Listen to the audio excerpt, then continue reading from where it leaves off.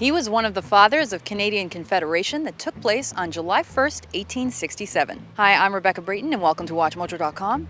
And today we're speaking with Richard Gwynn about Sir John A. Macdonald. What was the most fascinating, interesting, surprising thing that you learned about Sir John A. in your research?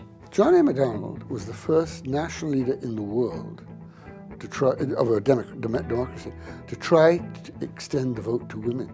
He said women have been oppressed for centuries. He said they are going to get, we should give them the vote because we could be the first in the world, and they're going to get the vote anyway eventually. This was in '85. That was a third of a century before women in Canada got the vote immediately after the First World War. That was so far advanced. There was scarcely a suffragette movement in England, let alone in Canada. There was one in the States. Susan B. Anthony was the leader of it. But he was so far ahead.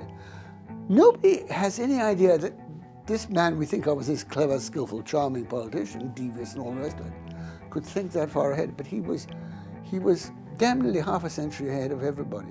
Tell us about Sir John A.'s personality. He was charming, he was clever, he was funny.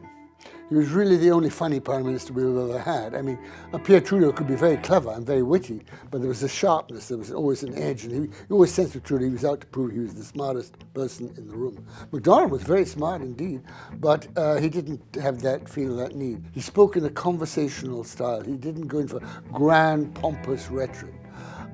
He had a very shrewd understanding of the importance of being different from everybody else. He attracted attention to himself. He did one thing, so simple to us, but it made him stand out then. He shaved, he was clean shaven. All men then in public life had big, bushy beards. There's a famous photograph of all the delegates to the Charlottetown Conference, which started the whole Confederation. And they're all there with their beards, and they're all looking very pompous. Macdonald is sitting on the stone of a little rise there, and he's looking completely relaxed. And you just turn your eyes to him because he's different. What did he manage to accomplish? Well, he managed to accomplish the only thing that really mattered, which was to make sure that Canada did not become part of America. There's no doubt whatever in my mind that, but for Macdonald, we wouldn't have lasted. In '67, July 1, '67, at that time, just about every person in Britain who knew something about Canada, and they weren't hostile to Canada, and every person in the States who knew something about Canada, wasn't hostile to Canada, took for granted we wouldn't last very long. All the laws of geography, commerce, transportation, culture, all the things that you could talk, commerce, meant everything was north-south, so we would join the United States. Canadians didn't want that. And secondly, John A. Macdonald, who was an exceptional